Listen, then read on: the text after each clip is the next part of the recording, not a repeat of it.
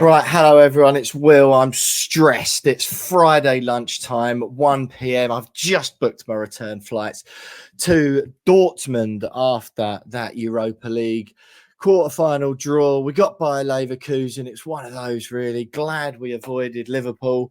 Bayer Leverkusen haven't lost the game in any competition all season. However, I did tweet immediately after the draw off the podcast account, of course, that you'll all see. Karabag conceded 4 goals. Karabag scored 4 goals against them. That's all I'm saying. If Karabag can score 4 against them, they're obviously beatable, aren't they? Anyway, stress aside for a minute, I am joined by another man, a fan favourite on the We Are West Ham podcast, to look ahead to Sunday's Premier League match against Aston Villa. Tim Warwood, sports journalist and huge villain. One of our favourite guests, as you know, on the West Ham podcast. Tim, it's lovely to have you on. I was at Cheltenham yesterday. I've got a bit of a headache. I feel a bit bleary-eyed. The stress of the draw did my head in. I was delighted to have avoided Liverpool. And then did that classic thing. I went through 3 different airlines and kept getting right to the end and going to press click and pay to try to book the flights. And then the charlatans know there's loads of West Ham fans trying to do the same thing. So they kicked me out of the booking and ramped the prices up yet again. Do you know you got to do it? Well, you know you've got to do it. You've got to do it incognito, mate. You've got to load up a Chrome browser, fire up incognito mode, and then they don't know that you're looking. And that's how you book. It's a bit late now. Oh, sorry, mate. I've just paid through the nose to get to Dortmund, which is about an hour away on the train. Mate, you literally hit a good 9-iron from there, couldn't you, to Dortmund? It's only over the river. Exactly, mate. Exactly. Well, listen, look, as we record on Friday afternoon, Aston Villa will learn their fate probably while I'm on the podcast after your thumping, resounding 4-0 aggregate win over Ajax on Thursday after it appeared the wheels had fallen off. I just want to quickly, I appreciate I've been doing all of the talking and haven't let you say anything easy. so far, but I do just want to let everyone know, right? I text Tim earlier in the week and just said, hello, mate, how are you? Are you about on Friday to have a chat about the weekend's game, right? Yeah. This is before Villa have beaten Ajax. This is after their 4-0 humping at home by Tottenham. Tim replies, don't. The wheels have well and truly come off. Captain suspended. Christ, we're losing it. But yes, I'm around Friday. Mate, but, I'm a classic Villa fan there. Ever the pessimist. Wheels are coming off. We're doomed. We're getting relegated. I can't remember who I was telling, but basically the funny thing was, I think we'd just done earlier through the Christmas period, was it? We beat Man City at home. Then we beat Arsenal at home, just about. We just scraped that one over. And as we're walking home, the WhatsApp groups come alive, and the WhatsApp chat with the one with my Uncle Ron, also a favourite of your podcast too. It comes alive, and Wayne perks up. Bearing in mind, we'd just in a week we'd beaten City and then Arsenal, and his entry into the WhatsApp group was, lads, we're on 39 points, 1 more and we're safe. Which I think sums up us Villa fans so perfectly, really, is that, with everything going on, having such a flyer of a season in the position that we're currently in, it's one blip. It's okay, losing to Tottenham the way we did. That hurt, to be honest, but it is the classic, the wheels are coming off. This is it. This is the end. And we dared to dream, and but mate, last night did the world a good for us. Like yourselves, we got across the line. We're through to the quarterfinals of the Europa Conference League, and it was a brilliant European night at Villa Park. Yeah, wonderful stuff. I mean, beating Ajax, what a pedigree that is. No slouches, decent draw away, obviously, and then almost mirror image of ours, a resounding thumping in the home second leg for you guys. Who are you hoping for from the draw? I mean, we'll hear the result. I don't even know who you can potentially get. Have you got anyone you've got your eye on? I think it's I'm always the classic. It'd be nice to just beat the big guys, wouldn't it? But it's, I guess, Fiorentina, Fenerbahce. Just trying to have a look out who else down there. You know, obviously we beat them in the final last year. Fenerbahce, yeah, that'd be nice. Bit of a dodgy away day, that though, isn't it? Mind you, I don't think Argentina would be great. No, well, exactly. Yeah, Lille. Stinks of trouble. I know. So yeah, I don't know. I'll have to wait and see. Bruges is nice, isn't it? Club Bruges, very nice, mate. That's the one you want. Trip. That's the one we do want. Yeah, you get there on the train as well. You can literally get there on the train from here as well. So yeah, lovely little Euro start. Right, listen, Tim. Look, I mean, you did have that iffy result against Tottenham, but it's a brilliant time to be a West Ham fan at the moment. Like, I'm stressed, but frankly, I'm going to watch West Ham in a European quarter final in a month's time or whatever, and I couldn't be happier about that, quite frankly. Our third quarterfinal for a year. You're going great guns in the Conference League and even better in the league. We're doing pretty well domestically, despite what a lot of our fans might tell you. We're 7th in the league, you lot are 4th. All conquering Ange Postecoglou, and the best thing since sliced bread and God's gift to football.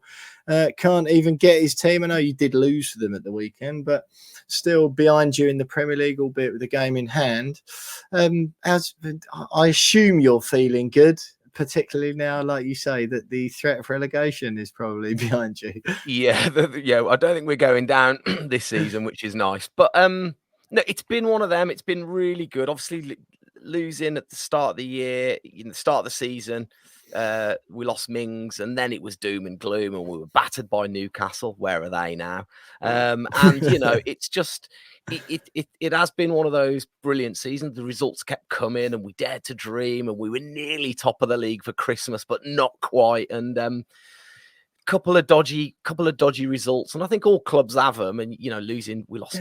Was it 2-0 to Sheffield United? We should have beaten Man United as well. That was one of them. And a couple of dodgy results. Lost to Forest as well. I think we lost 2-0. And you kind of go in now thinking, oh, what if we'd have got those results? We'd be in a better position. But like you say, as it stands now, as a Villa fan, given this at the start of the year, where we are now, you'd have chewed people's legs off to be in this position. Of course you would. Of course. It is brilliant. We were a bit unlucky last night. We lost Ollie Watkins to injury. He's cut his leg open. So we'll have to wait and see. Is it bad? I was sort of reading some stuff saying he might make Sunday, but you think it's a bit soon?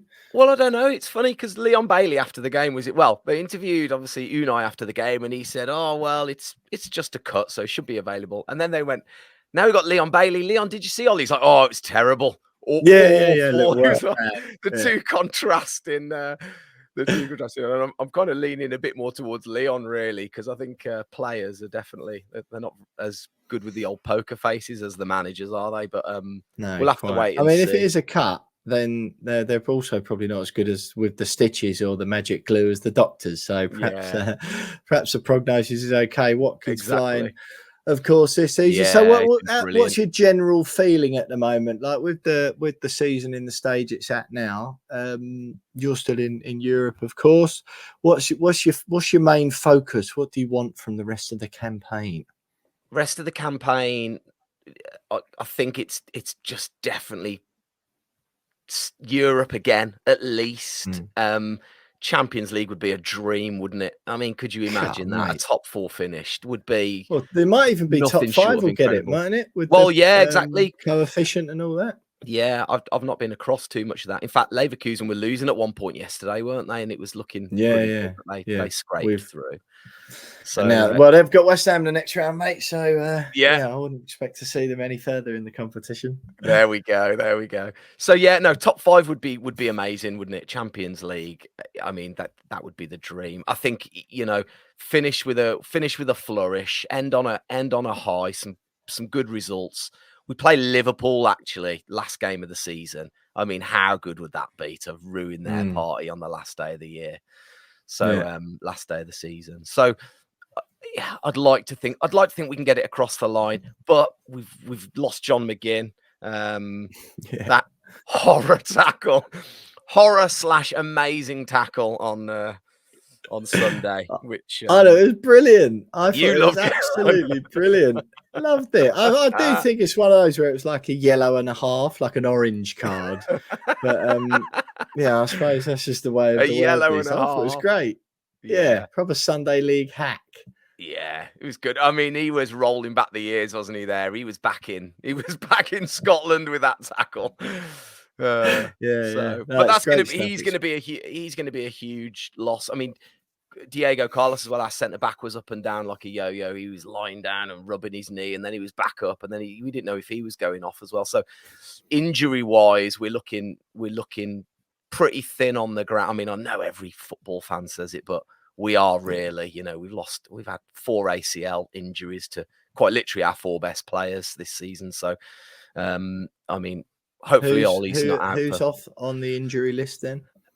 Mings, Emi Buendia, our little wizard, Kamara, Boubacar Kamara, who's had a brilliant year. Who's the other one? Or maybe it's just 3, and I was thinking it was going to be 4 last night. But Ramsey as well has been kind of hit and miss a little bit with injury. He's been there. And then Luca Dean, who I think's been brilliant this season. Him and Matty Cash kind of going toe to toe for that position, but I think he's nursing a bit of an injury as well. So yeah, I don't know. We are just a bit thin on the ground, and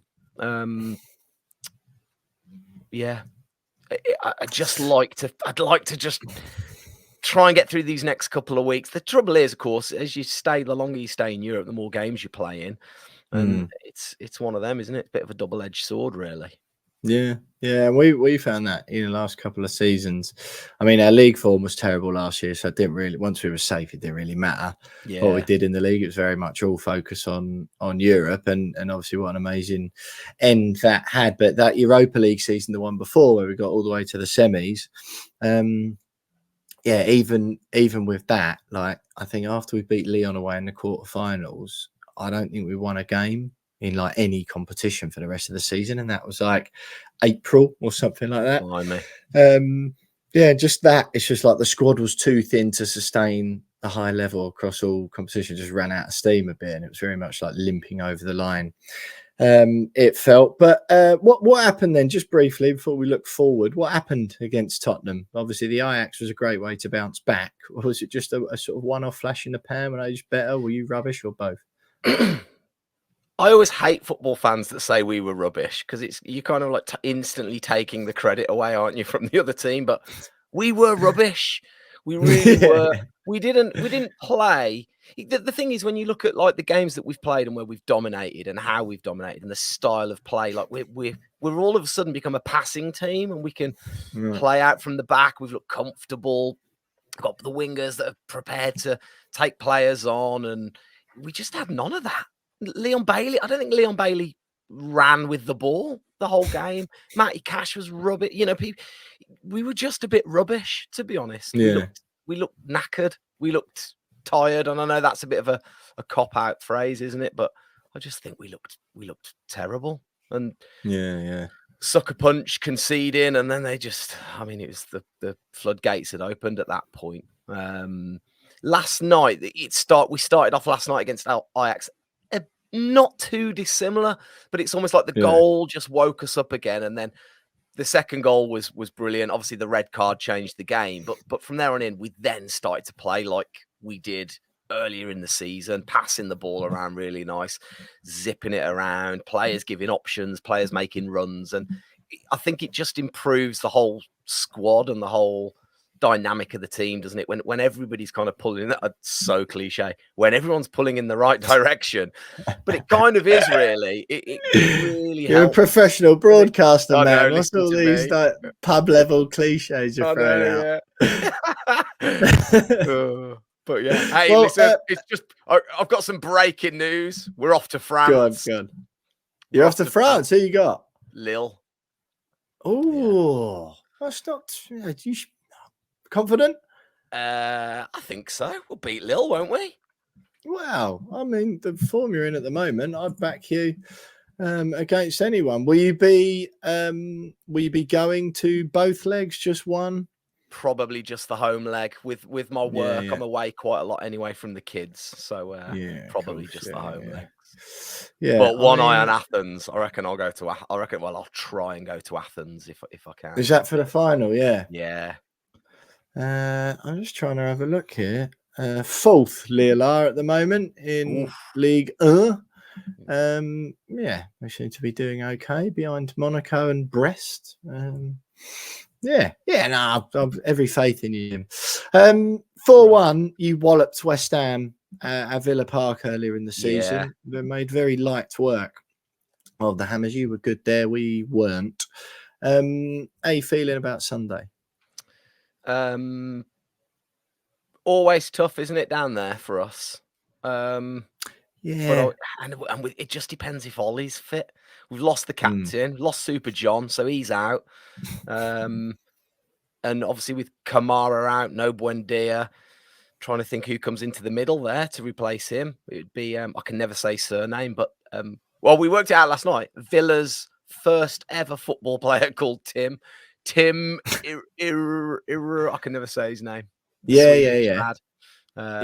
He didn't do too bad last night when he came on. Put in a couple of good tackles. So yeah, hopefully he can step up. I think it's going to be down to the youngsters really to step up in McGinn's absence. But I would like to think we could sneak it across the line if we can. If anyone's going to score in his absence, who's going to for you if Watkins doesn't make it? Douglas Luiz. I mean, he's already banged in quite a few from midfield anyway, so he's definitely where the majority of our goals are coming from with his assists as well. But John Duran came on last night and scored. The big Colombian. He's as clumsy as a giraffe, to be fair. Like, would he start if Watkins is out? Yeah. I reckon he probably would. We'd almost go a 4-5-1 kind of style. Put him up the front. Yeah, sure. I understand that Uncle Ron, an absolute favourite of the We Are West Ham podcast, is gallivanting round the world at the moment in the exotic climes of Gibraltar. Mate, just a bit. He's had a new camper van that he bought off. He bought off Auto Trader, so he's actually with my mom and my dad and his partner Sandra, and they are down in Gibraltar. Excellent. So no, I've not spoke to him actually for a couple of weeks, so I don't know. I've not got his thoughts. And then of course my West Ham supporting Uncle John, John, of course, Councillor John Murray from Walsall Borough Council. He's I've not spoke to him either. But I did speak to the lads that sit in front of me. So I've got Glenn that sits in front of me, and then we've got the father and son combo of Alex and Roy. They sit in front of me. And at half time last night, I leant over. Right, the boys coming back out for the second half. We're currently leading 1-0, but let's be honest, as we hear it from the Holte, and with Glenn, Alan, Roy sit in front of me, and we're really thinking about the West Ham game, aren't we? We are indeed. We're a little bit nervous about the fitness of Ollie Watkins, but if he's fit, I think we will. I think we'll teach West Ham a bit of a lesson.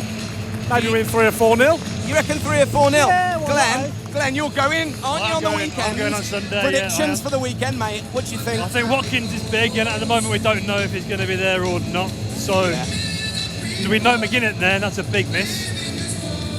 If I'm honest, though, without Watkins and McGinn, I would take a point now, and I rarely say that. You never say that. Rarely say that, but those two are massive. If Watkins is fit, and if we get the midfield right, then we can nick a 2-1, I think. All right, 2-1. Finally, let's go to the big man. Roy, predictions then for the weekend? 2-2, Tim. 2-2. 2-2? Yeah, 2-2. We won't win, we won't lose. 2-2, nice and easy. All right. And let's just say Uncle Ron's not here. No, but Agent Bowen, he'll be with us this beginning of next season. Oh, really? Oh, my God.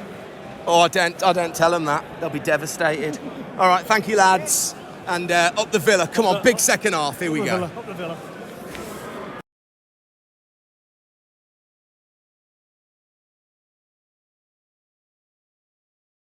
Absolutely sensational stuff from the lads there. Yeah, I mean, to be honest, I would snap your arm off for a draw at the moment. I think that's what I'm going to go for in my Betway charity bet this week.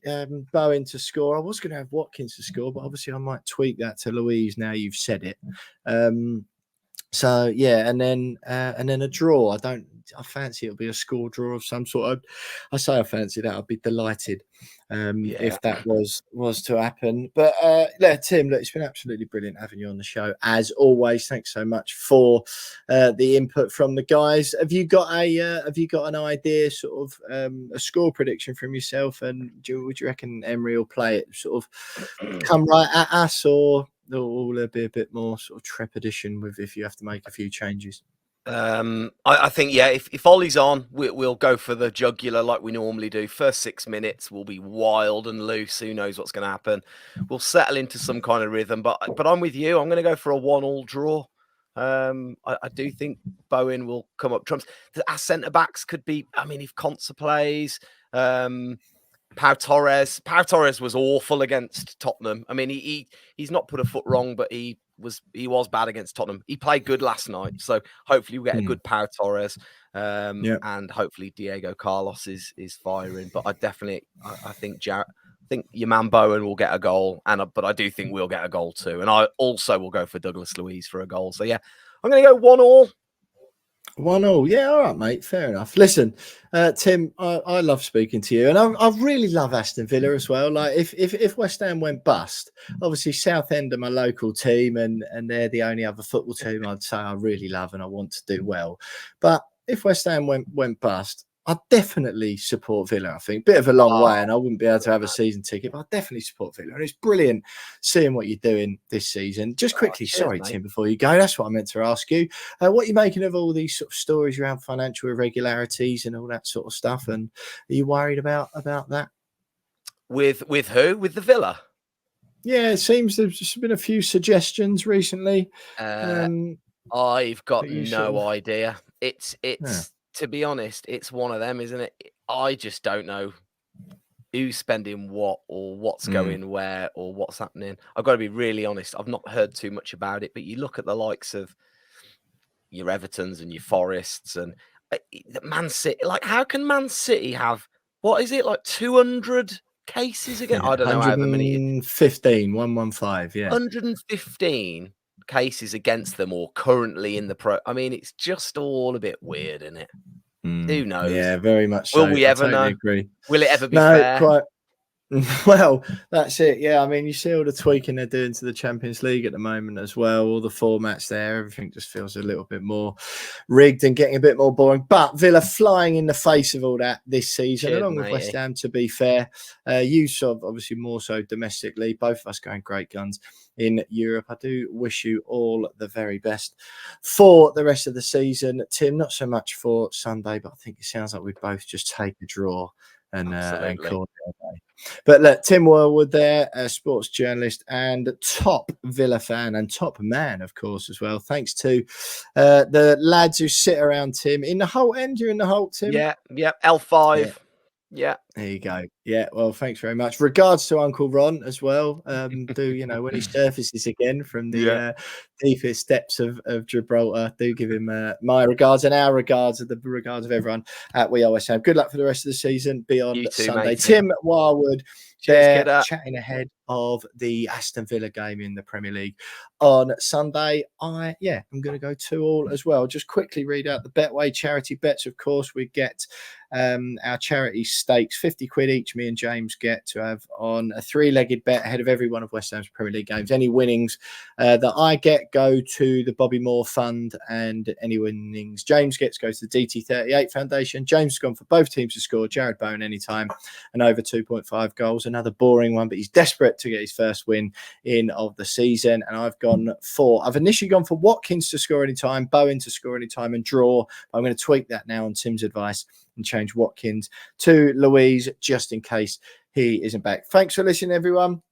Load of stress. Bayer Leverkusen it is in the Europa League quarter-final. At least it's not Liverpool. That's all I'm saying. And if Karabag scored 4 against them in 2 games, West Ham United with pragmatic Dave in charge can certainly score 4 and limit them and end this whopper of an unbeaten run. We're still massive. Up the hammers. Speak to you soon.